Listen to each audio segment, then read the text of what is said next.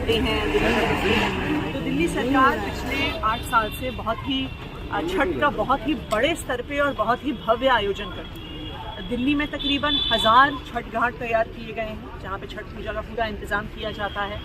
जहाँ पे आप देख सकते हैं यहाँ पे पीछे एक तालाब बना हुआ है। इसी तरह से अलग अलग लोकेशंस पे तालाब का इंतज़ाम होता है, टेंट्स का इंतज़ाम होता है, सिक्योरिटी का इंतज़ाम होता है कि दिल्ली में हमारे जो पूर्वांचली भाई बहन रहते हैं वो खुशी के साथ, सुकून के साथ छठ के त्यौहार में हिस्सेदारी कर सकें। मैम, छठ शुरू होती है उससे पहले ही राजनीति शुरू हो जाती है। अब आप लोगों पर आरोप लग रहा है कि यमुना जी को साफ नहीं कराया, और जो मनोज तिवारी वो कह रहे हैं कि मैं हरियाणा में स्नान करके दिखाऊंगा कि वहाँ से तो साफ आती है, दिल्ली में गंदी हो जाती है यमुना।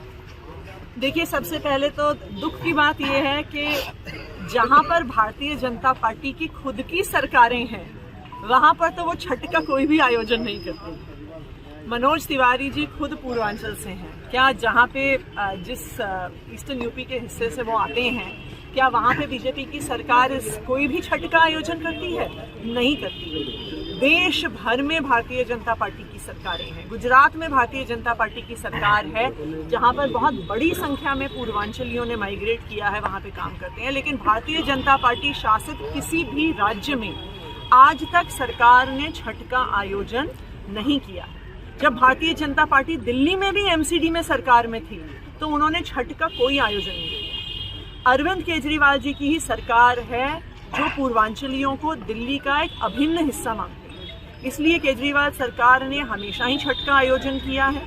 अब एमसीडी में भी अरविंद केजरीवाल की सरकार है तो एमसीडी भी छठ घाटों का निर्माण कर रही है। बहुत सारे छठ घाट एमसीडी द्वारा भी बनाए जा रहे हैं। मैं तो मनोज तिवारी जी से यही कहूँगी कि वो भी दिल्ली के सांसद हैं, वो भी पूर्वांचलियों के प्रतिनिधि हैं। आओ मिलकर छठ को बेहतर बनाएं। एक दूसरे पे आरोप प्रत्यारोप करने से क्या होगा? दूसरी बात, अगर आरोप लगाने की बात है तो हम एक्चुअली आरोप उत्तर प्रदेश की सरकार पे जाता है, क्योंकि जो कालिंदी कुंज के बराज पे फोमिंग होती है वो यूपी इरिगेशन से आ रहे पानी की वजह से होती है। लेकिन आज तक दिल्ली सरकार ने कभी उत्तर प्रदेश में भारतीय जनता पार्टी की सरकार पे आरोप नहीं लगाया।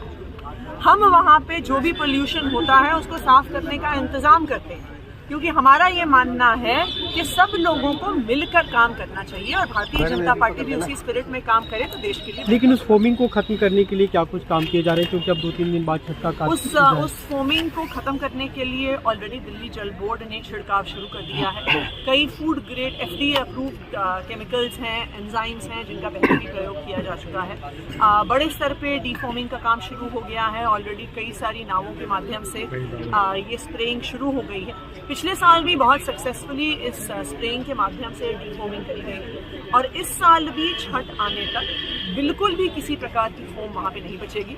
लेकिन मेरा यूपी इरिगेशन वालों से भी आग्रह है उत्तर प्रदेश की सरकार से कि वो ऐसा पोल्यूटेड पानी ना भेजें अपने कनाल से जिसकी वजह से दिल्ली वालों को परेशानी। मैम, एग्जैक्ट नंबर क्या है छठ घाट का? क्योंकि दिल्ली सरकार हर साल तैयारी करती है, तो एग्जैक्ट नंबर क्या है और वहाँ पर तैयारियाँ कैसे चल रही है? देखिए, दिल्ली सरकार के तकरीबन 1000 छठ घाट हैं जहाँ पर तैयारियां चल रही हैं। तैयारियां छठ के पिछले दिन तक पूरी हो जाएंगी। इसमें तालाब शामिल है। कई जगह पे पक्के तालाब हैं, जैसे जिस साइट पे आज हम खड़े हैं। कई जगह पे कच्चे तालाब बनाए जाते हैं।